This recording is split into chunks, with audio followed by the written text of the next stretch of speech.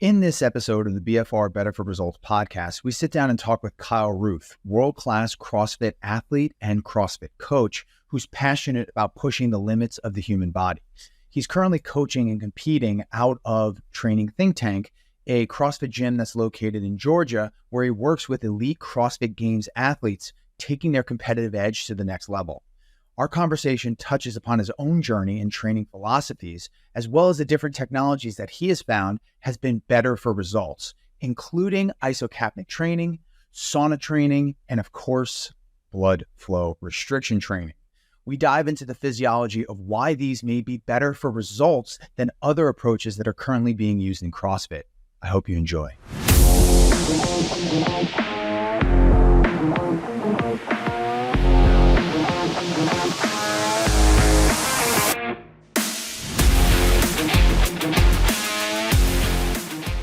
What's up, everyone? We're back for another episode of the BFR Better for Results podcast with me, the human performance mechanic, or my real name, Nicholas Rolnick. And I'm here today with Kyle Ruth of Training Think Tank. And I am extremely excited to talk with him. Number one, because we just haven't had an opportunity to catch up in a while. And we shoot the shit with texting occasionally about BFR and what he's doing with his athletes. So I'm really looking forward to having him on. And with that being said, Kyle, I just want you to introduce yourself.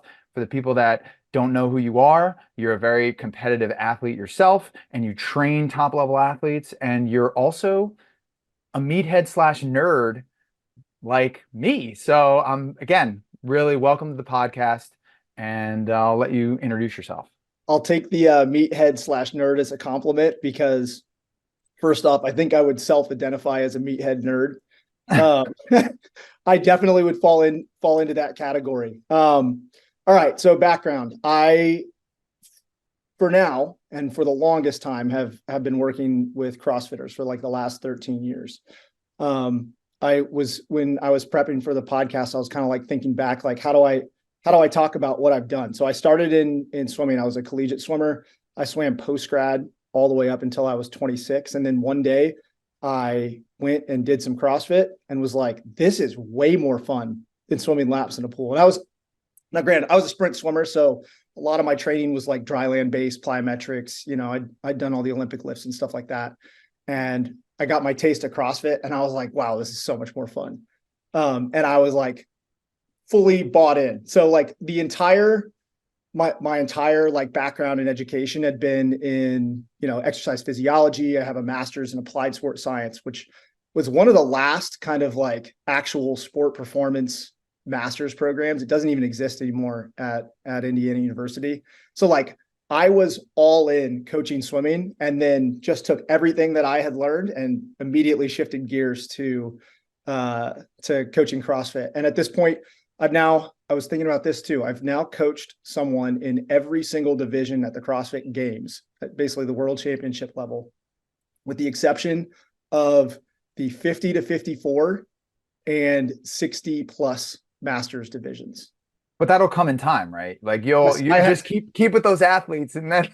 Yes, I actually have a lady who's in the 50 to 54 division that I'm currently working with, who I think she will be there and she'll be working her way up towards the podium over the course of the next year or two while she continues to progress. But basically at this point, individuals, teens, masters, teams, all of the divisions that are available, I've now worked with someone or multiple someones that have qualified in each one of those divisions. So it's not just like the young elite athletes or anything like that. I, at this point, have had an opportunity to work with like the full spectrum of elite athletes in the sport. And then what about your education portal? Like you're very much a scholar athlete, and that's what I really appreciate about where you're at. Is it's not just, yeah, sure, you're taking the applied angle, which is where you've been trained or educated on, but it's more so understanding how physiology drives those adaptations and then how to target them through exercise-based interventions, of which, of course, I'm extremely biased, coming as a personal trainer and then a physical therapist, with a bodybuilding background. So kind of talk to us about the portal and what you're doing. And obviously that seems like it's a pretty strong passion for you outside of just competing and helping others compete. Yeah, I think so. A big part of my coaching philosophy kind of revolves around, the concept of periodization. And periodization, in my mind, especially when we're talking about like off-season training, revolves around building the physiology of our athletes. And when you think about CrossFit athletes, and I don't know how much your audience knows about elite CrossFitters, but these are guys that they're 70% as strong as the world's strongest power lifters and 80% as strong as the world's strongest Olympic weightlifters. So they have extremely high levels of strength development relative to the elites in those sports, but then at the same time can run, sub 20-minute 5Ks and sub 5-minute miles. So like they've built this massive engine and aerobic capacity and endurance. And they also have built, arguably very respectable levels of strength. Like the top level athletes in both the male and female side can qualify for, nationals and Olympic weightlifting. Probably not in powerlifting. They're still a little ways away, but also powerlifting doesn't have the same premium in this sport as it does, in powerlifting. So they've built, two things that are on complete opposite ends of the spectrum. And so the question is, for the longest time, people talked about how you couldn't build both simultaneously. And I think periodization is how you build both strength and endurance simultaneously. And that really comes down to building the physiology. So understanding like, how do we build mitochondrial density and capillary density on the endurance side and build, eccentric cardiac hypertrophy? How do we get those adaptations while at the same time getting the tendon thickness and, thicker myofibrils and all the stuff that we want to get from strength training, and then kind of mash it together into one athlete? And that really comes down to, phasing. And I kind of look at the season as like off season is physiology focused, trying to build VO2 max and build lactate threshold and increase rate of, force development and those kind of things, or hypertrophy, depending on they have lagging muscle groups. And then I tend to shift towards more of a performance focus once we get closer to the season, where we're trying to integrate all of those elements into an actual, or be able to put them together instead of, rather than integrate them. Yeah. So I guess what's interesting to me is, and I think is an oversight from a lot of people, is getting an adaptation takes time and it takes high amounts of effort. But keeping that adaptation, do we need the same amount of stimulus to maintain an adaptation as we do to develop that adaptation? And I'll preface this by saying that in resistance exercise, because you mentioned, strength and myofibril thickness and all those things, it looks like we could be as low as a ninth of the amount of volume that it will take to actually develop the hypertrophy as it is to just maintain it. And so my question is, as you're working through the periodization of your athletes, how much are you paying attention to the amount of volume that you're prescribing for your aerobic or your explosive work when you're trying to create maintenance of those other adaptations that you've developed in prior mesocycles? Yeah. So really what we use, and this is just true for Training Think Tank, for the entire organization that I work with, we use a dynamic periodization. And I'm sure you're probably familiar with the concept of dynamic periodization, but the best way I would explain it is, we're taking the athlete's results and feedback and their feel on a day-to-day basis and using that to kind of guide what the next steps in the training program are going to look like. And we have found that for high level CrossFitters, that tends to work really well because they have a good sense of, I feel like my strength is deteriorating a little bit. And for higher level athletes, that feel is closer to real than when you're working with, more intermediate or beginner level athletes. Like, I feel like my strength is deteriorating, said by a beginner athlete, is probably just they're tired. But we use that because at this point we don't really have good, there's not a lot of tech that can measure all of those allostatic variables all at one time.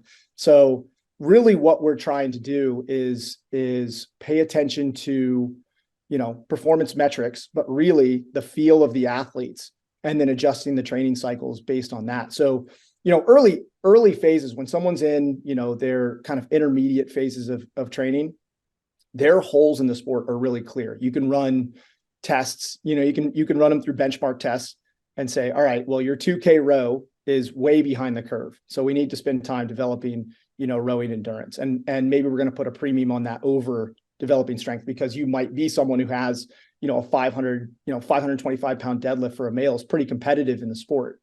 And so, like, you just look at each of the different dials, and then what you're doing, it's almost like an equalizer, where it's like you're turning up one, and the others are going to come down just a little bit during that time, but you're monitoring their feel. So, like, hey, my deadlift right now, it's feeling a little weak off the floor, so you might have them build to a 1RM. It's 495. All right, we probably need to start bumping this into the equalizer back up, and maybe even start to cut back some of the endurance work. And a lot of that's determined by time of year. How close are we to the season or to when they have to be peaked, and that's where the dynamic periodization really comes in here. So it really is like I imagine like you're a waiter and you're like holding all these different, trays, and you don't want to drop one too much, because then that might impede the other aspects of their performance, which is something for me in the last 5 years that I've really begun to appreciate about the CrossFit athletes, because there is this, tribalism in fitness of, the CrossFitters or, the bodybuilders or whatever. But in reality, the magnitude of adaptation that has to occur to be a successful CrossFitter is significantly more than the adaptation to be a successful bodybuilder. The amount of qualities that you have to monitor and adjust or tweak in your verbiage to be able to say, all right, we're going to turn one up, we're going to have to then put the other a little bit down, is so much. So that to me is something I have just gotten a way more respect for as I've learned about the underlying physiology. And sometimes that physiology can conflict with other adaptations. So it's like, how are you going to manage to eventually, I'm assuming, right, you have an athlete, say their aerobic capacity, is here, but their strength expression is here. Well, you want to ultimately get them relatively equal, so they're a high performing athlete, but then you're basically taking, okay, we're going to improve this. All right, well, now this is going to come up, this is going to come down. And then you ultimately want to raise the floor, I'm assuming, on all of these adaptations, and that's through the dynamic periodization that you're talking about, right? Yeah, absolutely. And the reality is that a lot of people come into, we've had a lot of people come into the sport who are really strong. They already can snatch, 265, 275 as a male, or, 175, 185 for a female. And they're like, oh, I'm strong enough, so I'll be competitive. I'll be a games athlete in the next year or two. They don't realize the length of time that is required to build all the other capacities to be competitive in this sport. And early on, I've been involved for 13 years at this point, and early on, you could get really good really fast, because the requisite level for being a high level competitor just wasn't that high. Like, people weren't running sub 20-minute 5Ks and back squatting 500 and snatching 300 pounds. Like, that wasn't something that existed at the time. Like, people didn't have both those. But now, where you have people who started when they were 14, 15 years old and have now been involved in the sport for 10 or 12 years, the level of physical competency and development that they have it's kind of, even for someone who's been involved for as long as I have, it's kind of mind blowing. And I think CrossFit used to get a lot of hate because of, the early videos of people doing cleans and snatches where people are just getting absolutely decimated by barbells. I think now just the fact that the strength levels of the highest level CrossFitters are so close to people who specialize in their sport. And those CrossFitters can also do 30 unbroken ring muscle ups and run a sub 25K and row, 2K and 620 or 615, right? Like the level of everything is just getting so much closer to people who are specialized in their sport. Now, I'm never going to say that like, oh, you train, mixed modalities and you'll surpass people that are specialized in a sport. We know that not to be the case. But what I think it has shown is that people can build capacity in such a broad spectrum of fitness and can build it to an extremely high level. That I think that's probably one of the biggest things that I hope that, strength and conditioning professionals and PTs and people that are outside the CrossFit community, I hope that's a takeaway. I'm sure it's not. But I hope that's the takeaway. Yeah, everyone's going to have their own preconceived notions of their experiences. I mean, within the PT community, there is this dichotomous view on resistance exercise and what you should do with somebody that has musculoskeletal pain. Should you avoid pain? Should you go into pain? So like, it wouldn't surprise me that there's another, there's a cohort of physical therapists that look down on CrossFit. Now, what you just said for me is interesting to think about because, I follow Training Think Tank. And so I see the athletes that are showcased, and we're seeing 21, 22-year-old athletes that are extremely, extremely competitive. So they have another 16 years at least or more on their, in their career. So my question is, as these individuals are starting earlier in their athletic development as CrossFitters, where is the ceiling? Like, where do you think we can go if we have a highly specialized, and it's funny that I say highly specialized, but because there's no true specialization in CrossFit, you have to develop multiple domains. But where is that ceiling? Like at some point, we're not going to be able to improve running more. We're not going to be able to improve explosive power development more. Like, where do you see the future of CrossFit in terms of performance? Well, I will say we're starting to see the rate of improvement at the top. It's starting to slow down, right? So early on, we were seeing like a 7% improvement per year on, say, who would hit the heaviest snatch or who would hit the heaviest clean and jerk or the fastest, mile or 5K. But we're definitely starting to see that rate decrease year to year, where it's almost getting to the point where some of the top level metrics are starting to stagnate. And I think that, we may be, I'm not going to say we're approaching the limit, because anyone who goes and says like, no one will break the 5-minute mile, and then, someone does it, then like 10 people do it, right? I'm not going to say that we're approaching the limit of human performance here, because I think that is a ridiculous statement. However, with that being said, I do think that we're approaching sort of like a steady state at the top level of the sport where, from I kind of cited those numbers already, where it's like with powerlifting, we're about 70% of what the strongest athletes in the world would be. I think that's probably about where they're going to be. Maybe it'll be 72 up to 75 over time. Same thing's true of Olympic weightlifting. It's like 80 to 82%. We might see that start to progress just a little bit over time up to like, say, 85. But I don't think you're going to see much more than that, because number one, that is dictated by what the CrossFit testing body looks like, what the workouts are tested. And the reason you see the Olympic weightlifting metrics closer than the powerlifting metrics are because Olympic weightlifting is tested more frequently in CrossFit. And like endurance running, we're talking, the other thing that they're going to run into, especially in running, is the fact that the athletes, male athletes are like 200 to 212 to 215, right? And that's just a lot. Like this is so long ago, but I once saw a power output calculation for a 200-pound athlete running a like 18-minute 5K and a 130-pound athlete running a sub 15 5K.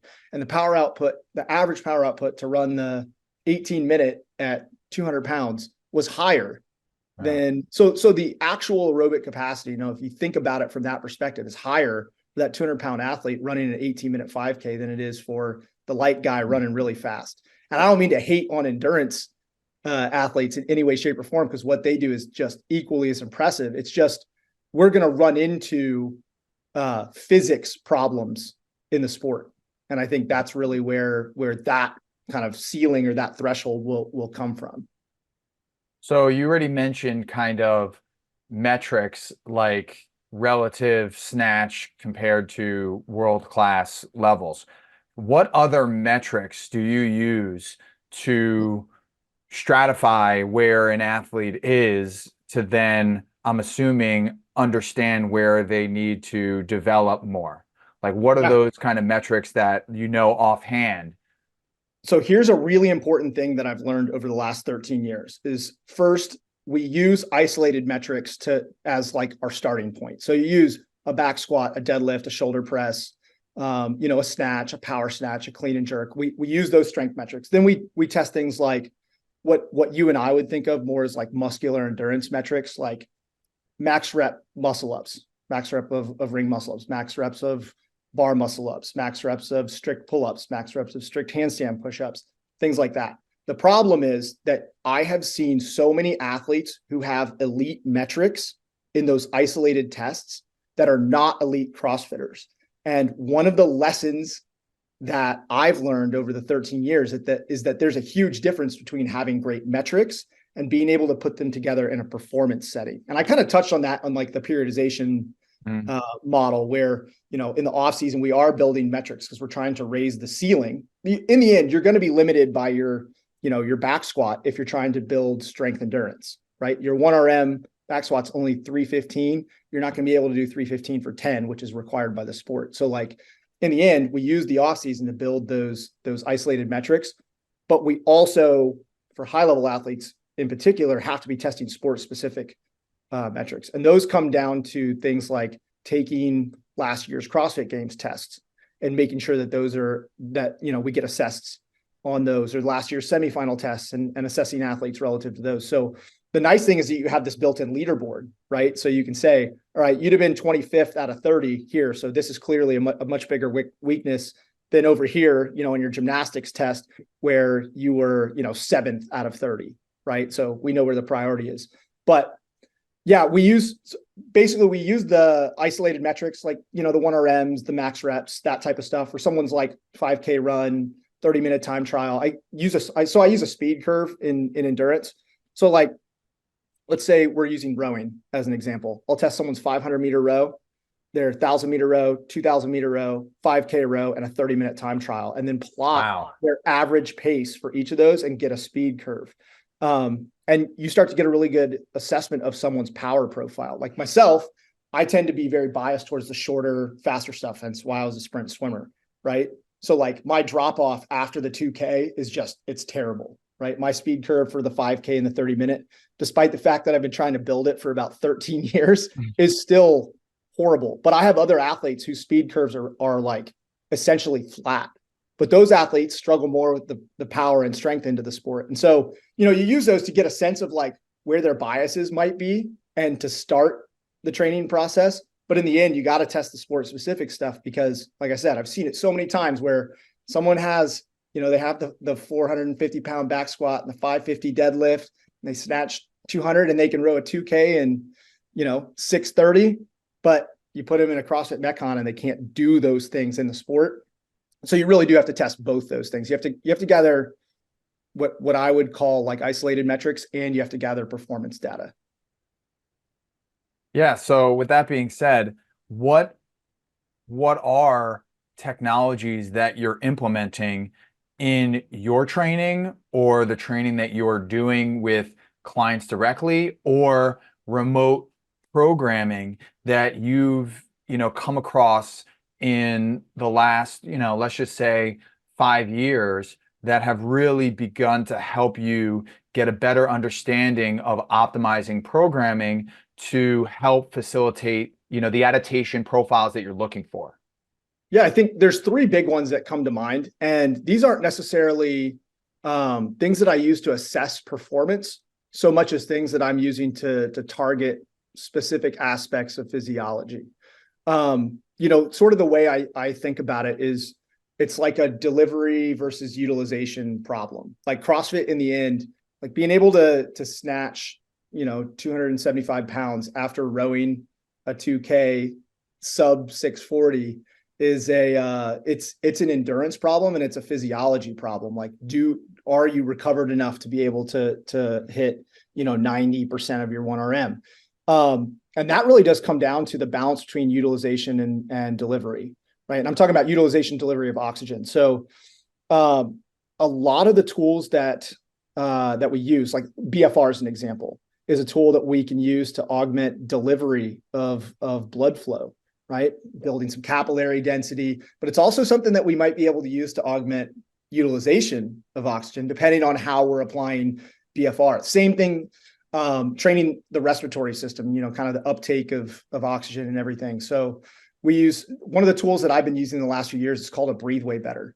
And this is actually something that I was turned on to by my good friend and colleague, Evan Pycon, years ago. But back then it was called the Spiro Tiger, and it was incredibly expensive. And basically what it is, it's an isocapnic breath trainer. And essentially what it does is you're breathing through this device, and it's got this big kind of balloon attached to it, right? Like a 3-liter balloon or a 5-liter balloon. And it's trapping carbon dioxide that you're exhaling, and basically making it so that you can breathe at rest at extremely high respiratory frequencies, like 45 breaths per minute, which if you were to do that right now, you would just pass out, right? You'd blow off all your CO2, you'd lower systemic CO2 levels, and boom, you would pass straight out. What these allow you to do is breathe at these really high respiratory frequencies and just isolate respiratory muscle endurance. And so you could breathe at 40 or 50 plus breaths per minute for 30 minutes while you're just sitting. And it's challenging in an entirely different way than doing endurance training. Like if you were to go out right now and run a mile, like what would happen to you when you went, like physically, what would you feel when you ran a mile for time? I mean, for time, I would hate my life. I'm definitely more of a 10-minute miler, but as you know, like the CrossFit athletes, I'm like 215, 220. So it really takes a beating when I try to go super fast. But yeah, I mean, I wouldn't enjoy it. So basically what you're saying is you take my hell and now you add gasoline to that. And now it's going to be this, I'm running on fire in the depths of hell, right? Yeah, Is that depths of basically Mordor, the analogy? right? Yeah. Yep. Mordor. Yep. Yeah. That's super cool though. That's So really what cool. we're doing is we're using it to train a system, to isolate a physiological system that really, prior to having a technology like that, the only way to train the respiratory system was to do like things that take you to your second ventilatory threshold, which anything like, that's why I use the 1 mile run example. Like that's a good way. A 1 mile run time trial is a good way to get yourself to your VT2. And that's really what we're trying to do. Is most of CrossFit occurs above VT2, but like, so what is VT2, just in case somebody doesn't have any idea what that is? Yeah. So it's the second ventilatory threshold. And a simple way to think about it is, at some point when you're exercising really hard, say like a mile time trial or a 2K row, some point there's this point where your breathing just spikes. Your respiratory rate just spikes way more than what you feel like you should be, how you feel like you should be breathing. And when you talk to CrossFitters, a lot of them are like, dude, I just couldn't catch my breath. Like my breathing blew up. Well, it gives us this opportunity to train the respiratory muscle endurance at respiratory frequencies higher than VT2, build coordination, build some neuromuscular connection to the diaphragm and the respiratory muscle. So it gives us access to a system that prior to now you had to use high intensity training to access. And so sorry to cut you off. So just giving an example here, so we can train our pulmonary system, pulmonary musculature, to be able to breathe quicker and be able to do what it needs to do in order to facilitate, I'm assuming, pulmonary, gas exchange. What does that then do to the ventilatory threshold too, in terms of performance? Does that impact that? And if so, Yes. how? Yeah. So the research is pretty clear that training the respiratory system using isocapnic hyperpnea is the technical term for it. Yeah, I know. What it does is it raises ventilatory threshold. So basically, you're going to be able to hold a faster pace before you get to that break point where you feel like you're incredibly out of breath, or out of breath to the point that you have to slow down your pace. So it just basically, it's raising that threshold, and making you a little bit faster, making it so you can produce a little more power before you get to that point. So, I think having tools like that for us that let us cut down on the actual training volume that's required, but still improve a physiological system, they are so valuable in the CrossFit realm, because now we don't have to do constant high intensity training to raise someone's ventilatory threshold. We can do it in a different way. That's really cool. So when you're implementing it for somebody new, do you just have them not exercise and just start breathing with it without it, and then start to slowly integrate it? How do you do that? 100%. So the start is, we're first going to figure out, what their max, just like we would with BFR, right? If I was going to start someone with BFR training, the first thing that we're going to do is we're going to determine their LOP, or their occlusive pressure, right? Here, we're not going to determine someone's occlusive pressure. What we're going to do instead is we're going to determine their max respiratory frequency, when they can't keep up with a metronome, basically. And so at rest, usually seated, you have them start breathing into the, the bag and going. You start low. You start at 15 breaths per minute, which is a pretty typical respiration rate at rest for most people. And then we'll ramp that all the way up until they can't coordinate a full inhale and exhale, to figure out what their max respiratory frequency is. And what we found is that a lot of CrossFitters, their breathing above about 45 breaths per minute is fairly uncoordinated, right? So they have a hard time coordinating inhale and exhale cycles, full inhale and exhale cycles above 45 breaths per minute. But if you look at elite endurance runners, that's what they're maintaining, around 40 to 45 breaths per minute. And if you think about it, if you have a big athlete, we were talking about male CrossFitters being somewhere between, 200 to 215 pounds at the elite level. That's a lot of muscle to ventilate. And they one of the bottlenecks is just the ability to breathe in and exchange enough gas to ventilate that tissue at high VO2s, or high rates of utilization. And so that's really what we're trying to do early on, is build coordination. Just in the same way that when you bring someone in to start strength training, you start with, tempo work and, unloaded exercises and things like that build coordination. The essential. Yeah, it's absolutely essential. And it's what gives you those early adaptations. And we found that when you start training the respiratory system, it turns out it's the same problem, right? It's it's a coordination problem early on. And then eventually you're trying to build capacity and strength and things like that.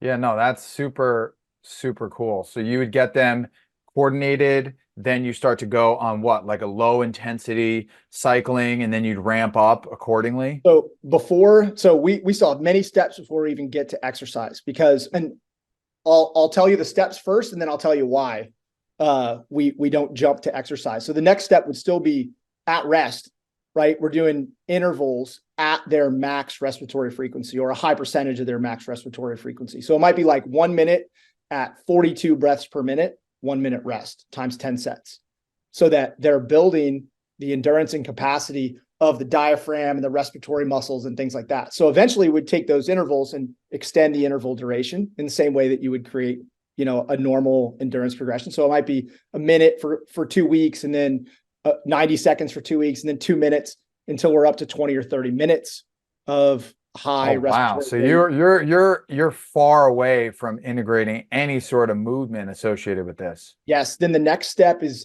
doing, some more continuous work, 20-minute, 30-minute, because the longest CrossFit workouts are going to be in that 20 to 28-minute time domain. And so we want to make sure that people can maintain that high respiratory frequency for those durations. Then once we've got there, the next step is to start to integrate it into training where you're doing interval work, right? Without using the breathe way better. So you're going to do an interval. Let's use an example of like, you might do 500-meter row, 15 front squats at 135, 10 bar facing burpees, right? Then rest 3 minutes, repeat that 5 times. But during that 3 minutes, you're going to start using the breathe way better, right? And this is where it starts to get really uncomfortable because now you have all this metabolic CO2 production from the interval and you're capturing all that CO2. And CO2 is one of the things that definitely creates like a sense of panic and it creates this bit of tunnel vision. Now, as people are listening to this, if people want to mess around with this, you've got to wear an SpO2 monitor while you're doing this, because doing this definitely lowers your systemic oxygen levels, right?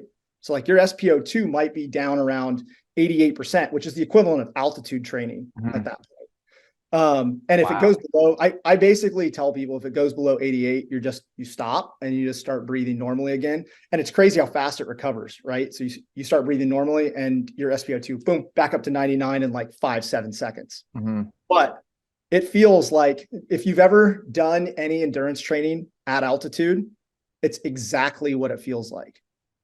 Well, like my question is, does the diaphragm get sore like traditional muscles? How does that feel like?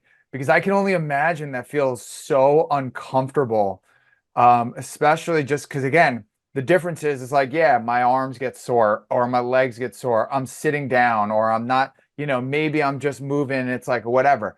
But when it impacts your breathing, because the muscles themselves are sore, like that must be such a unique feeling. It is. So it's not necessarily, I'm not sure that anyone has experienced, and anyone that I work with has experienced, diaphragm soreness, but there's definitely diaphragm fatigue and you feel it. So let's say you did that session I was just talking about, right? And the next day you went to just do some like zone 3 or zone 4 threshold rowing or biking. You can feel the diaphragm fatigue. Like it won't stretch to the same degree that it normally does. And it takes a bit to warm it up. But once you do, then you've got this, and once you've gone through some cycles of this and some progression, you have this more enduring diaphragm. And I'm sure you've seen some of this research, but during VO2 level exercise, the diaphragm can use up to 30% of your total oxygen. I haven't, but that would not surprise me, just considering the importance of those muscles, which kind of, I don't know where my mind goes then is, the diaphragm gets fatigued, warms up or whatever. Okay.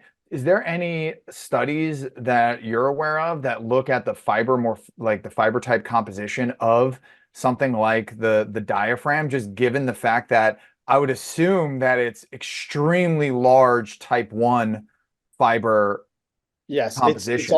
It's all slow twitch. Yeah. Fiber. Yeah. I mean, its job is to never tire out. Right. Yeah. So I guess that's why it probably doesn't get sore, is just because there's not a lot of glycolytic fibers that are there that will get that muscle damage accumulation. Some of the research that I've seen shows that, with consistent isocapnic training, you can lower the oxygen utilization of the diaphragm down from around that, 30% is probably the high end, but you can lower it by 5 to 10%. So if you think about that, that's allowing your body to have 5 to 10% more oxygen and blood flow to the working tissues rather than the respiratory system, which is why there's some real value in when you're working with high intensity athletes and training the diaphragm, the respiratory muscles specifically. So yeah, so like how much, when you're working with an elite athlete, how much are you looking to improve that would say this intervention is worthwhile? You mentioned 5 to 10%. That is huge. And that has a potential massive implications for performance. But what is like your bar for saying, this is actually worthwhile, or this is probably not worthwhile? You and I have actually talked about this a little bit before, where I'm usually looking for improvement in performance. So when I'm screening research, like I love the idea that something might improve VO2 max by 3% or lactate threshold by 5%. I love that idea, but I want to see that borne out in a time trial or something to exhaustion. And actually, I prefer a time trial over time to exhaustion or something like that. But that's what I'm really looking for. And that's what really turned me on to the isocapnic training. So when I was looking at the research, there is research out there on elite endurance athletes, people with extremely high VO2s. The male athletes in the research were over 70. The average participant was over 70 milliliters per kilogram per minute. So these are really well-trained endurance athletes, and they had significant performance improvement after an isocapnic hyperpnea intervention.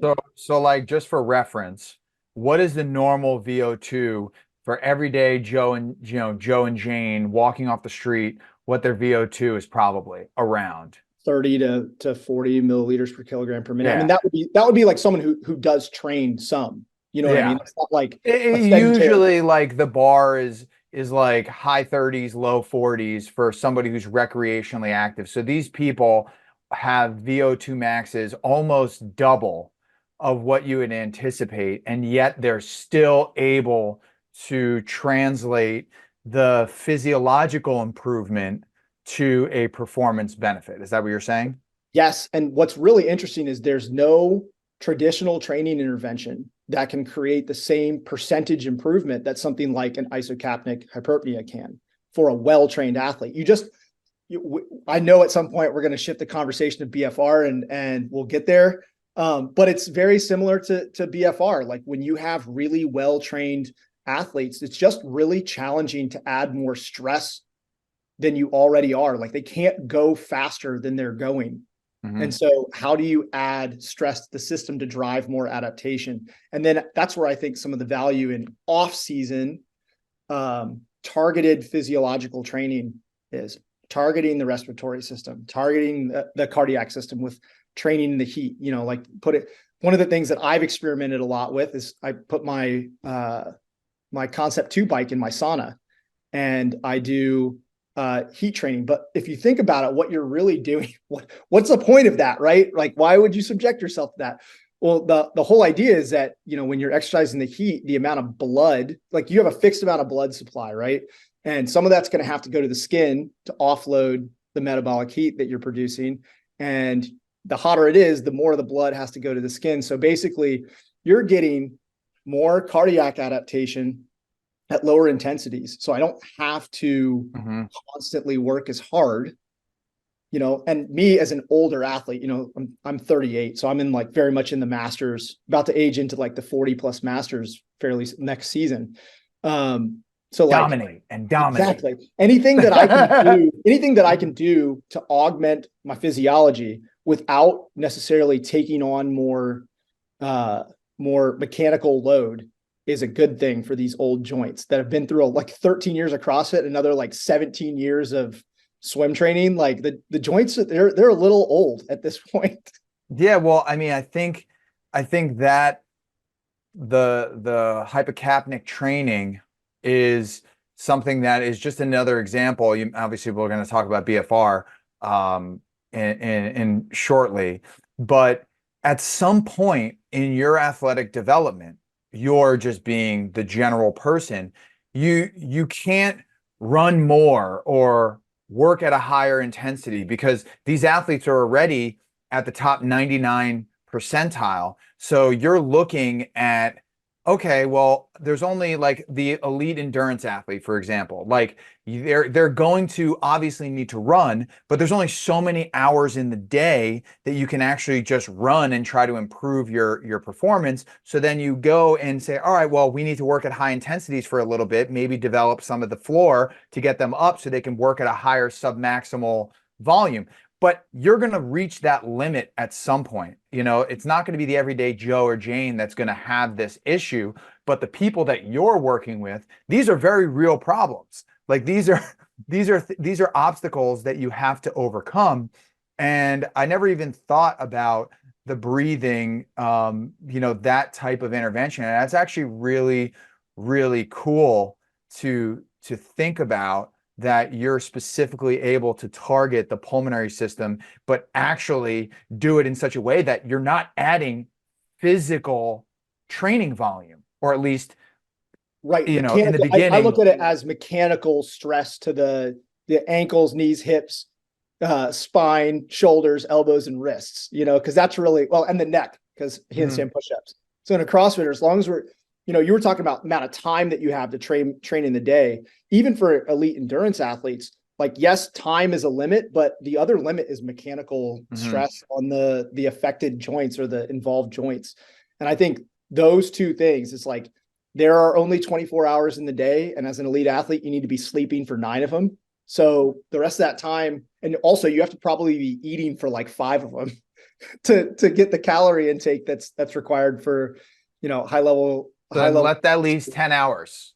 Yes, it's 10 hours, and not all that 10 hours can be spent training, right? Some of that 10 hours needs to be spent getting some soft tissue and manual therapy work done on your calves, because you did 500 double unders yesterday. And then, you know what I mean? Like, the amount of actual training time is really limited. And so interventions like isocapnic training, like BFR, like sauna bike, that allow you to reduce the mechanical load, are super valuable for high level athletes. And especially when they allow you to increase the like allostatic stress load without increasing mechanical stress load. So before we pivot to BFR, because I'm assuming that's where we're going to go, talk just a little bit about, you mentioned briefly kind of like the cycling in the sauna and the physiology as to why that is able to reduce the mechanical load. How do those sessions look? What do they look like? Are they similar to something like a BFR training session? And what potentially are the adaptations that arise from implementing something like that versus something like BFR? Like, is there a divergent adaptation profile, and what that is? Yeah. So the reason I started down that rabbit hole in the first place is because I saw another elite endurance athlete performance study where they found that having cyclists train in the heat, they were not using a sauna. They were using, multiple layers of wool clothing with, like, the suits that the wrestlers run in, the sweat suits, right? Yeah. They had them use those and got body temperatures up pretty hot. Cycling, but these guys were cycling at zone 2, right? At their zone 2 pace, not their zone 2 heart rate. So they determined their zone 2 heart rate, which is, just for people listening, it's a relatively low intensity heart rate, right? So it's going to be variable based upon I think this study used heart rate based on threshold. So zone 2 is very low. For someone like me, it's like 120 to 130, maybe 135 beats per minute. So it's like very low relative to my max heart rate of 196 or whatever. And they were doing it for 60 minutes. So they were doing 60 minutes of heat training, and they had significant performance improvements in both heat and at room temperature. Right. And so it's like, well, okay, if they're having if these are elite cyclists with, 65 to 70 plus VO2s, and they're improving in the sport that they're already trained for from this simple 60-minute low intensity intervention that they were doing 4 or 5 days a week, like, there's something here, right? There's something to this. So I started digging into the literature. It's mostly the end adaptation is mostly an increase in blood volume, right? Because you're training in the heat, you increase blood volume. The increased blood volume dilutes hemoglobin. Because hemoglobin's diluted, you start to make a little more hemoglobin. And even though it's not necessarily raising your hematocrit, like you would expect from like a cyclist doing blood doping or something like that, what's happening is the end result is an increase in total hemoglobin. So it increases the oxygen carrying capacity of the blood, right? And so you're doing this, and it's really just a time commitment, right? It's very low intensity cycling in the heat. The other thing that they have found is that what it does is it leads to a little more eccentric cardiac hypertrophy or opening of the heart chamber. So more blood is pushed out with each pump. And that's just, I think, an adaptation to training in the heat, just kind of in general. But that's where I started down that rabbit hole. And you asked how are the adaptations different than BFR? I'm not sure they're that different, because some of the heat research shows an increase in capillary density from training in the heat, and the increase in blood volume and the increase in hematocrit. Like, those are things that they may not be confirmed yet, but they're definitely on the horizon. I mean, I think BFR. when you literally were just explaining, so there was a recent paper that was looking at chronic training in and monitoring some of the markers that look at heightened blood volume and things like that. And acutely, they saw, hey, like this actually, like the acute molecular signaling that they were looking at suggested that there was an upregulation of the blood that would ultimately produce increases in blood volume. But interestingly enough, after longitudinal training, they actually didn't see an increase in total blood volume. But that whole sequencing is exactly why the authors are like, well, maybe we maybe missed it, or we needed to do a little bit longer or whatnot. But that mechanism that you just talked about is exactly what they were positing, that the benefits of aerobic exercise with blood flow restriction could do. And that increases both central and peripheral adaptations via increase in blood volume, the capillary density changes, which we already have evidence for in low intensity exercise with BFR, whether it's resistance exercise or aerobic. We see that. But this was the interesting thing there is, like, if we can improve blood volume and physiologically, it kind of makes a little bit of sense, right? Like with the heat study, that temporary divergence of blood flow to the skin creates that loss, that lack of blood volume going to the muscles. So then you could see, oh my gosh, everything is sensing I need to create more blood volume to be able to supply that. So that's very different, but similar than BFR, where I'm actually trapping blood in the extremity. So now it's like, oh, I need to create more blood volume to supply that muscle. So the underlying mechanistic explanation makes a lot of sense, because that also will improve, cardiac remodeling.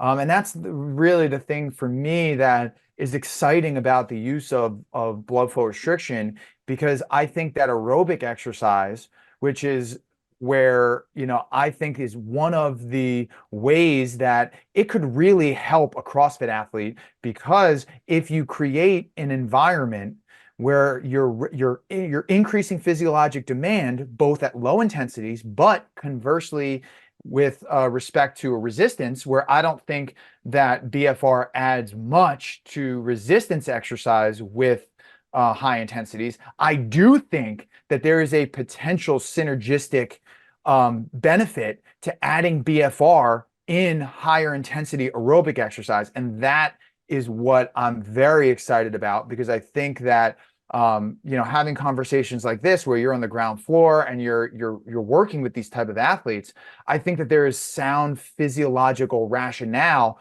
for its implementation. And then you, being a psycho, are going to be like, all right, I'm going to then do it in the heat with this. And then it's like, so don't get carried away there. Nick, I'm already doing it. I'm already doing combined BFR plus the sauna bike. I've been doing it for about 2 months now. Yeah, I can only imagine how comfortable that is. Let me tell you about how. All right, so we talked a little bit about allostasis, right? Where like your brain or your mind is perceiving all the stresses that are coming in, and then deciding how much of a physiological response to mount, and then our bodies adapt to that. Right? Like that's the new model of stress adaptation, not homeostasis. When you're doing BFR work in the heat, in the sauna, on a bike, I can't even imagine. You're getting so many stress signals that it just makes all other exercise feel like it's not as bad. Well, that's good, I guess. Right? Looking at it the right side, like, right? What is your, so I guess unless we don't have anything, I mean, we're kind of talking about heat training, but is there anything else that before we, I guess, shift more to BFR and its applications that you're using it for and what, mechanistically talking a little bit about why we think it works. Is there anything else that you wanted to talk about regarding the use of heat or exercising in the heat to, promote any sort of performance benefits with your CrossFit athletes? No, I mean, I think I touched on a lot of that. I still think the research is so early on this that it's hard for me to go in and talk about, what's happening mechanistically. Like it's pretty clear that heat training benefits performance in the heat. At this point, it's not as confirmed that heat training benefits performance in room temperature or normal temperatures, but it is starting, we're starting to get enough evidence to kind of be like, yeah, this might be something that elite athletes want to add, especially since, like we talked about, it's something that can lower the total mechanical stress load on the athlete and give them kind of a broad ranging performance benefit, because that increased blood volume and hematocrit really will just kind of improve endurance performance kind of across the board. So it'd be like a cross training tool. But again, everything we're talking about here, there's risk involved. Like I've definitely pushed the training in the heat to the point that I have had some like pretty serious heat exhaustion. Not much different than like we did a ruck, a 13 or 12 mile ruck this past summer when there was a heat advisory here. And dude, everybody that was here was just like, wow, that was like, we did it with a pretty large group. And we we're all like, that was a bad idea. We probably shouldn't do that again. That's so funny, but totally on brand, 100%. pushing the boundaries to get better at CrossFit. Totally on 100%. Brand for you. All right, well then let's switch gears a little bit to BFR. A little bit of history. I met Kyle through one of my old partners in the BFR pros, and we've kind of stayed in touch for a while here and there, trying to get at least something going on a publication at some point. But Kyle has definitely been somebody who has been interested in BFR. We've already talked a little bit about it, but I'm very curious to hear how he's implementing it besides, being crazy and doing it in the heat, in the sauna, but how he's doing it with, his own training, how he's doing it with athletes, and what he's found to be, a potentially, useful implementation of this to reduce mechanical load on his athletes. So yeah, I think it's a better question to ask what I'm doing with my athletes than what I'm doing, because I tend to be such a self experimenter. What the ways that I have kind of gravitated towards using BFR, kind of the situations that I use BFR in. So for elite athletes, I think the big thing that I'm trying to do is reduce the volume or mechanical loading and use BFR as a way to do that. So simple things, right? So like front squats. The front squat in some way, shape, or form is tested in so many capacities in CrossFit, right? So a thruster, which is like a front squat into a press, double dumbbell front squats, double kettlebell front squats, might be a 1RM. They might be doing well over 100 at 135 or 95 for men and women, right? So like the volume of front squatting that happens in this sport is just extremely high. And so I've kind of gravitated towards using kind of a modified 30, 15, 15, 15 protocol once a week with all of my high level athletes with BFR. I don't do 30, 15, 15, 15. I do a slightly different progression. We start with 15. We do basically 4 sets. The first 3 sets are 15s, and the last set is just a max rep to local, tolerance failure. And we're doing that at very sport specific loads. So for the men, it's somewhere between 135 to 155. For the female, somewhere between like 95 and 115. And that just stays in as a staple once per week, because I found that when I have athletes doing that consistently, their ability to tolerate super high volumes of wall ball or front squats or thrusters or whatever it is that show up in the sport is just dramatically improved. And we're doing that with 60 reps rather than having to do that with workouts that contain, 100 plus reps every single time. And I found that has really good transfer benefits across the board. So it's less of a strength adaptation that we're looking for, and much more of a local muscular endurance or even a strength endurance type adaptation. So that's a big one that I've used. Pressures, we're going somewhere between 60 and 70% of pressure. I'm sure you would probably, now that I'm telling you that, I'm sure that you could refine that prescription based on your knowledge, but that's kind of what I've gravitated towards from like literally I'm fully on board with that. I thought years ago that 80% pressure is too high to really maximize adherence, even in the most well-intentioned people coming on. Like, BFR is uncomfortable by nature. I mean, you talk about trying to push your physiology. This is the cost. The cost is the discomfort, and the benefit is reduced mechanical loading.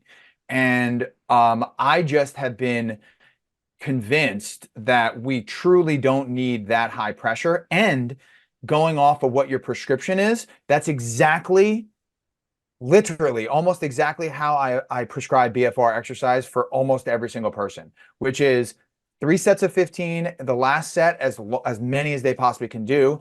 Now, again, granted, if I'm working with older individuals or people that aren't accustomed to BFR, I shy away from failure. But generally speaking, we have learned, we have a paper that is in review that we meta-analyzed the hypertrophy, and that's because that's really what I'm focused on as a lens into the underlying physiology and all the different systems that BFR can impact. But we meta-analyzed the whole body of literature. I think we had 24 studies that ended up meeting inclusion criteria, which is almost 2.5 times more than the most well-cited meta-analysis that was done in 2017. And we actually found that the rep scheme, when you compare it to heavy load strength training, and this is in a variety of rep ranges. So we categorized it through failure exercise, through 30, 15, 15, 15, and then multiple sets of 15. And what we found was that the resultant hypertrophy wasn't different between heavy load strength training and low load BFR. Now, granted, like, they weren't work matched or even in some cases effort matched, but that, and only one group was really trained out of the 24 studies. So it's like, doesn't really apply. But I've kind of looked at that being like a confirmation bias of some sort, of basically being like, listen, we can induce significant amounts of fatigue and be able to get those adaptations with less mechanical loading.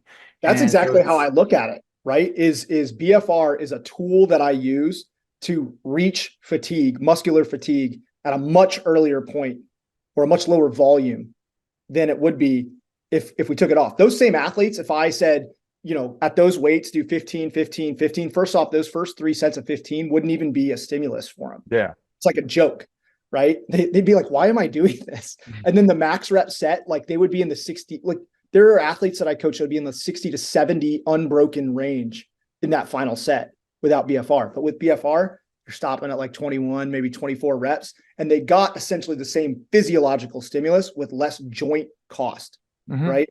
And that's really where I think the true value of it is for elite athletes. So that's like category 1 that I'm using it with my elite athletes. The second one, what percent loading are you using? Like I said, I tend to stick to very sport specific loading. So it's like, if you would say, so like if a CrossFit athlete is doing, front squats for reps, they're normally doing, is there a standardized amount that a male has to do versus a female? Yeah. So typically, if we're going to see volumes of like 75 to 100 reps, I would maybe 50 to 75 reps. I'd expect to see it in that kind of 135 to 155 pound range for men, and probably 95 to 105, 115 for women. But for all of them, that's below 50% of their 1RM. So it's like probably. Oh, I see. Okay. So you're giving them the sport specific work but you're just using BFR to reduce the mechanical demand without reducing the load. So you're trying to increase the specificity without, okay, all right, Yeah. that makes sense. Because if Okay. not, then instead of them getting away with some pretty strong adaptation from 60 reps, we would have to do something like 90 plus reps. So I'm saving Yeah. Okay. essentially 30 or more contractions, which That's over the yeah. I course mean, of that's someone's career, it's textbook. massive. It's textbook, it's textbook BFR, especially with that particular prescription where it's low intensity by nature, right? Like 40 to 50%. That's basically like just touching a moderate load, but mostly classified as light. So that falls perfectly within the BFR training recommendations for, lower intensity work. So I love that. That sounds great. Yeah. What So else are you doing with BFR with? the second place that I found that it is probably, this might be the most effective tool that I have for improving handstand push-ups, especially in athletes Wow. who are like super resistant to improving handstand push-ups. It's a weird movement in the sport, right? Because there are people who can press, their body weight, they can shoulder press their body weight, but they struggle with sets more than like 2 or 3 sets of 10 strict handstand push-ups. And what I found is that the athletes these are also athletes who tend to have pretty decent strength metrics, but they struggle more on the endurance side. So like I was one of these athletes, right? I'm very much we talked about my power curve being very biased towards the shorter sprint. I tend to be more of a power based athlete than I am an endurance athlete. And I struggled with high volume handstand push-ups. The sport will often require, sets of 60 in a chunk, right? So it's like, and there are some athletes, and I got long limbs too, right? Like I got a 6'3" wingspan and I'm 5'11". So like I'm working again. There's many factors working against me when it comes to handstand push-ups. But when I first kind of got turned on to BFR around, 2018, 2019, this was one of the first projects that I really worked on with BFR was developing the endurance of handstand push-ups. And the protocols that I came up with were super simple. I mean, this is ridiculously simple, but it was basically every 90 seconds for 5 sets. So you would do a new set every 90 seconds. You would do what I would call AMRAP -2 strict handstand push-ups. Cuffs were on, 50 to 60% pressure. So my first set, I might get, 12 to 15, leaving AMRAP -2, leave 2 in the tank, reps in reserve, whatever you want to call it. And then I would jump on an assault bike and just ride easy on the assault bike. Right. And then at the 90-second mark, I go and do my next set and I might get 10. Are And the then, cuffs still inflated during the? yes, cuffs would stay inflated for the entire duration of the session. And when you're done, you've accumulated close to that 60 or so. And I would run this for, we'd do 5 sets, then I'd do 6, then I did 7. I think I got up to 10 sets, which would have been 15 minutes and this was based on your guidelines, 15-minute total time in the cuff. And then I ended the progression and retested. And dude, I'm pretty sure my max rep at the time was about 16, maybe 17. And I retested and got 32. Wow. And it was the first time that I've ever been able to do something that actually had like significant improvement in strict handstand push-ups. So then I was like, man, I need to try this with some clients. So I had some clients buy some cuffs and start working on it. Dude, I had a guy who qualified for CrossFit semifinals, who his max strict handstand push-up was like 12. And at the CrossFit semifinal, like 8 weeks later, did 24 unbroken in his first set, and then was able to just rip off 6s afterward. So why do you think, what is the limiter for handstand push-ups, and why do you think the BFR had such an impact on improving those? I think in my case, and probably in this other athlete's case as well, we both are, strength power athletes. I think, at one point I had a 39-inch vertical.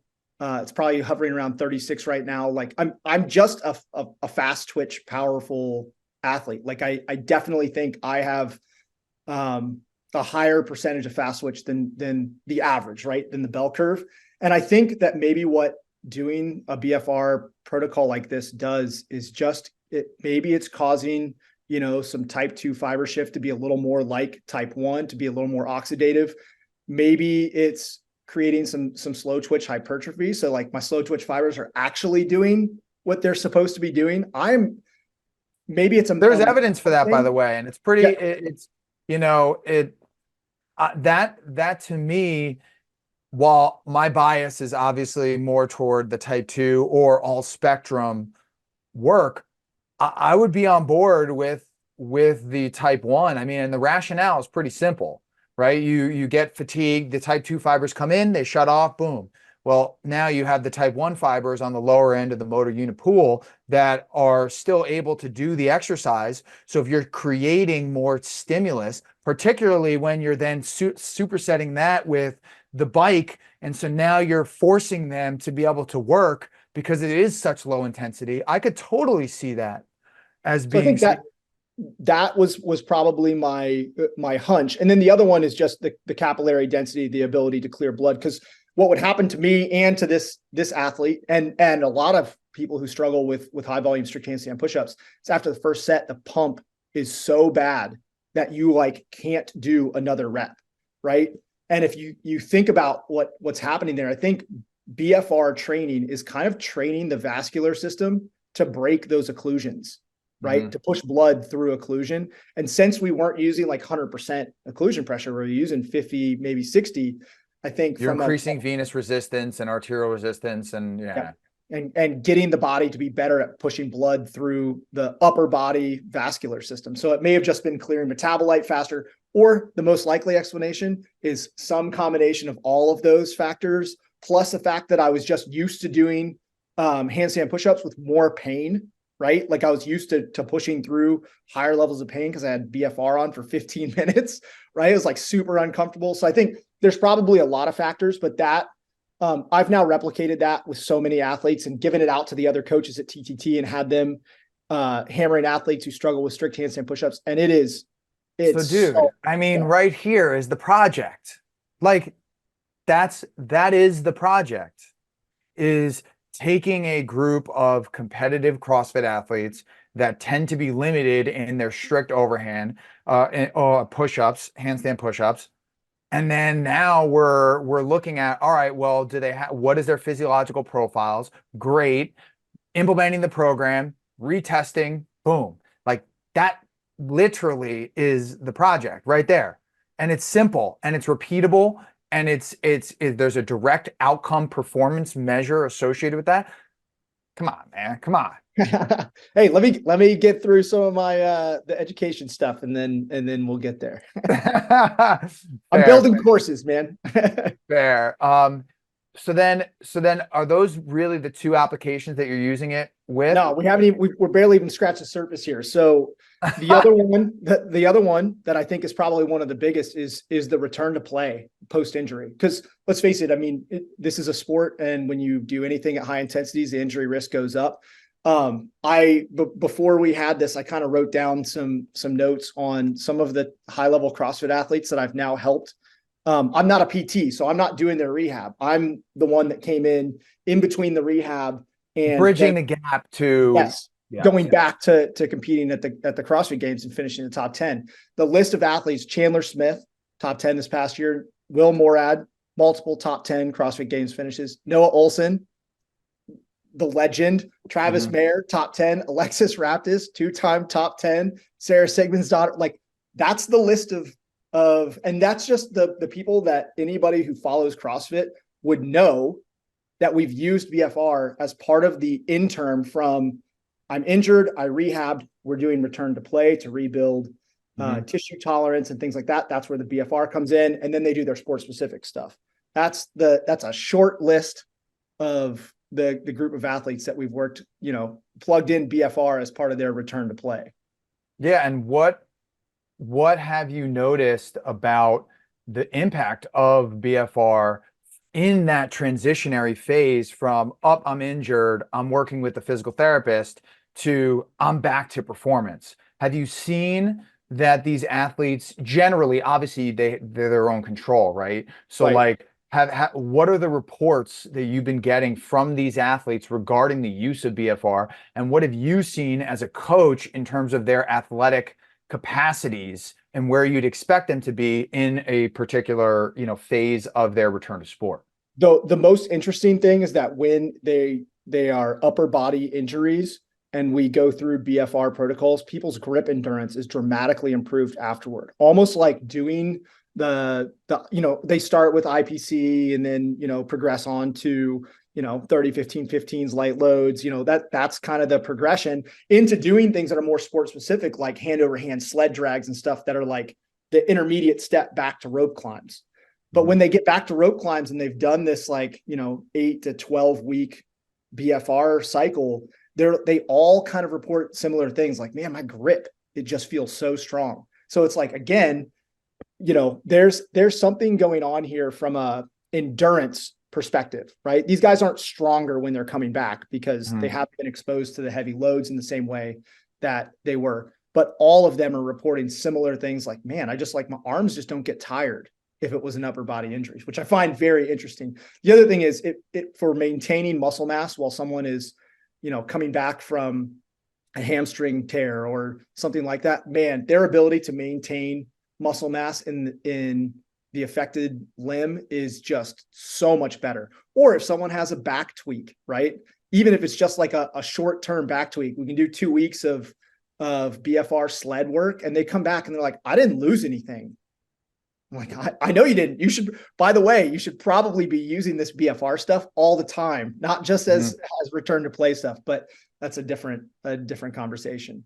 Yeah, I think, people underestimate the fact that you can bypass the need for high intensity by manipulating the local or systemic physiology, right? Systemic being hypoxic training, or with the isocapnic training, where you're able to really create a stimulus that can reduce the need for higher intensity. And BFR is just one of the ways in which we're able to replicate a higher intensity training environment with lower mechanical loads. And that is a message that I want to continue to get out there, because there's this misconception that, because we're training at lower intensities, it must not be beneficial for people that are healthy. And having conversations like this where you're saying, oh my gosh, yeah, of course we're using it during injury with the physical therapist. We're using it in the transition period once we're able to, do a little bit more. And then we're using it as an adjunct to our training to reduce mechanical load, right? So it has a place in the entirety of, a training program. It's just, what are the adaptations that you're looking to elicit, and then programming BFR accordingly, right? Is that kind of where you're fitting in? Is there any other applications you mentioned? So the other one that I think is big is, we talked about training time and mechanical loading being a big factor. And one of the things that's just required in the sport is a high degree of kind of like low intensity endurance, that zone 2 for us, we tend to do it a little bit higher than zone 2, but getting some volume of base work in.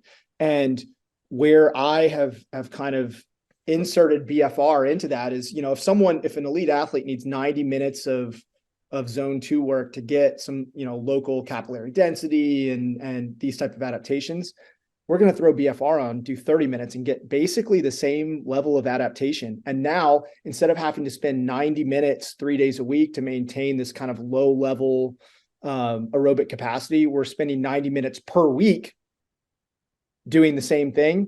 And essentially there've been no, major decreases in the type of adaptations that they've gotten. Or how are they tolerating it? Now I know this is a unique population, but relative to the other, stuff, is BFR kind of reported as, it's not comfortable, but I'll do it? Or is there no tolerance issues? Like what have you been finding? I would say with the population we work with, it tends to be a very low, there's very little intolerance of BFR. Once the explanation of what's going on, hey, this is going to augment the training stress so that you can get more done in less time, they're like, okay, I'll deal with it.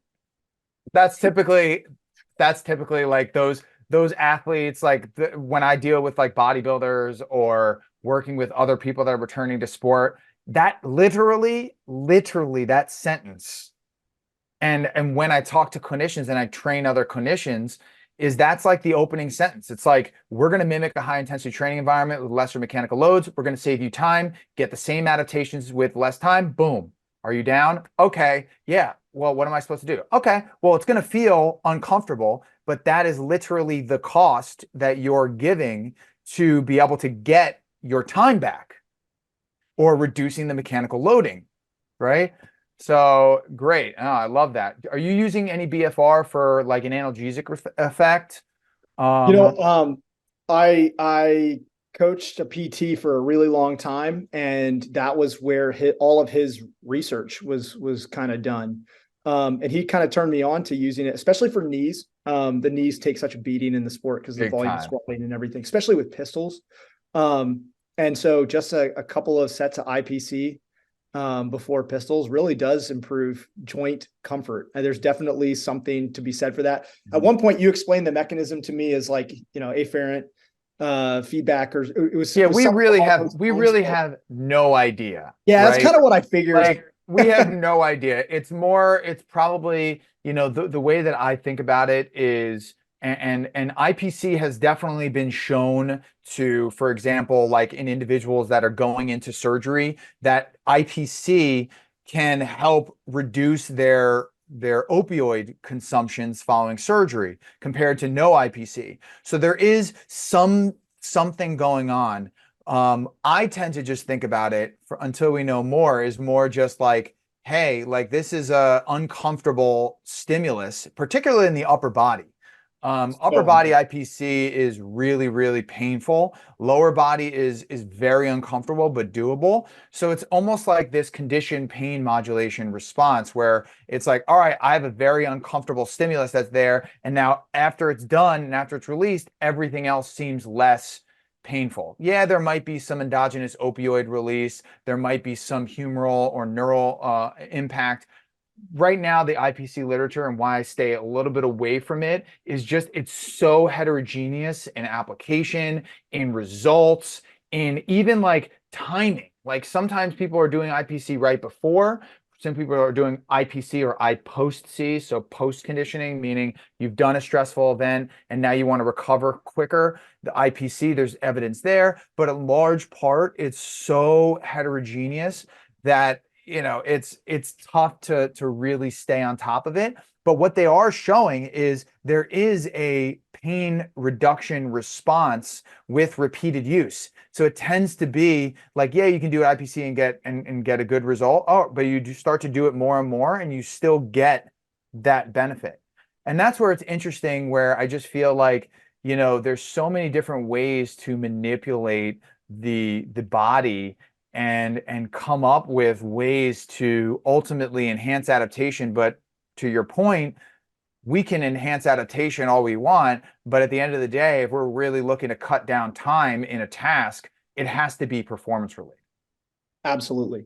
I think that's when we have a section we have a strength course that's coming out shortly, and I have a section that I did on BFR, and my synopsis was that we as a whole, as science, we don't really know what's going on with BFR. Like, we have some hunches at this point. We're starting to understand the mechanism that things are happening by, but even just you and I having conversations occasionally, it's like, well, now we actually think it's this. And it's like, okay, I'm just going to keep telling people that we're not entirely sure what's happening, but what we do know is that something is happening.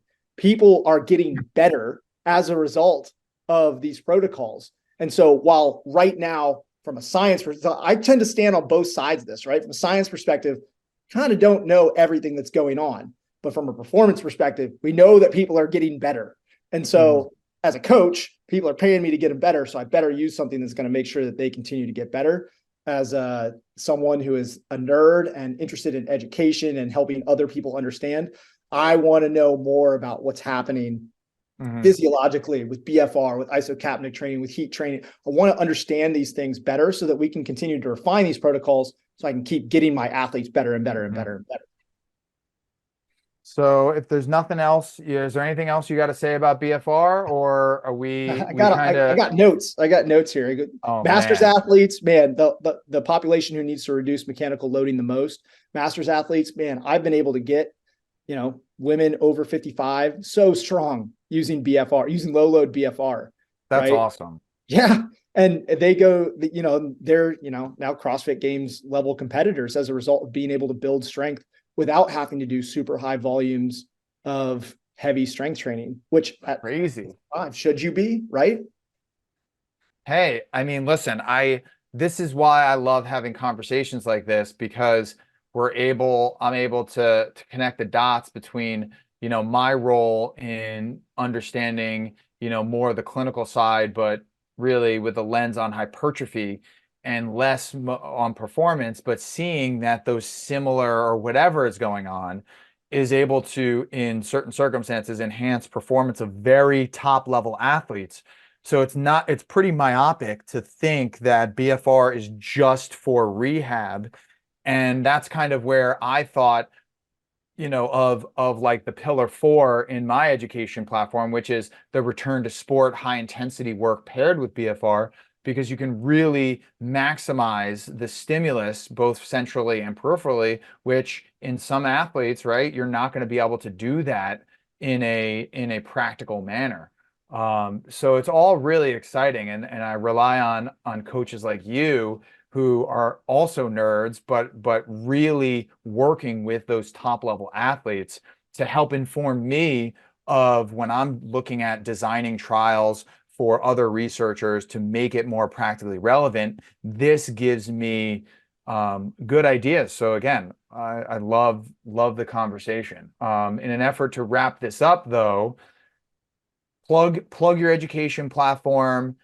Anything else that you want the listeners or viewers, if you're on YouTube, to know about how to reach you, and anything else you find is relevant. Yeah. So talking about the education platform, we have in the last year completely revamped how we are doing our education system. So last year or this past year in 2023 in January, we launched the coaching movement course, and it really is it's our assessment course. It's how you assess people going into CrossFit. But I think there's a lot of application for people. We talked about this right at the beginning of the podcast. A lot of application for strength coaches. In general, I think there's lessons that strength coaches can now draw from what we've learned in the trenches with CrossFitters, especially with it being a competitive sport. We really have had to perfect methods. And just to be clear, like the way we present our courses is not the MGW of the CrossFit level 1, right? Like we very much use evidence-based methods where can, and if not, they're experience-based methods based on the stuff that we've done. And then starting in January 1st, we're launching the TTT coaching strength course, which is Well, it'll be out at that point, because this, it'll be out. So our coaching strength course will have launched already. And basically what we tried to do is give like in-depth our systems for coaching, right? How do you assess strength? So we talked about that a little bit, like how do you look at the metrics versus the sport specific, and how that creates your priority list, how you take your priority list and connect it to the methods. And so we presented 26 different strength training methods, from plyometrics to PAP to, bands and chains to, the works. We went through everything from speed all the way to the endurance end of the, speed, strength, endurance continuum. And provided methods for each of those things, how to assess who needs which methods, how to perform a needs analysis, and then everything from there, from building the template to building a training day to building a training week to using dynamic periodization. And then we go in through some case studies of elite CrossFitters. We have including Alexis Raptis, who just this past year was, top 5 at the CrossFit Games. We have a big chunk of her CrossFit Games strength training prep, and there you can see the BFR in there. BFR front squats are in there, just like we talked about. Love it. So we tried to give the systems and a view of like what it looks like when it's all integrated. And you can find all that stuff on the Training Think Tank website. You find me, I'm Kyle Ruth _TTT on Instagram. But most of my stuff, the blog, all that stuff is up on the Training Think Tank website. Awesome. Yeah. Anybody seriously listening, watching, Kyle is one of the top in his field and his craft, both as a coach, but also as an athlete himself. So he practices what he preaches, and he's really pushing forward the field of CrossFit and ultimately human performance. So if you're interested in checking out the content that he's putting out, highly recommend following him, and certainly Training Think Tank with the vast amount of resources that they have and the experience working with top level CrossFitters is second to none, I imagine, certainly in the United States. So yeah, thanks, Kyle. Again, really appreciate your time. And if there's any last words, if not, thank you, Nick. I enjoyed having the conversation. All right, well, then that's the episode. Thanks everyone for watching and listening, and I'll catch you next time.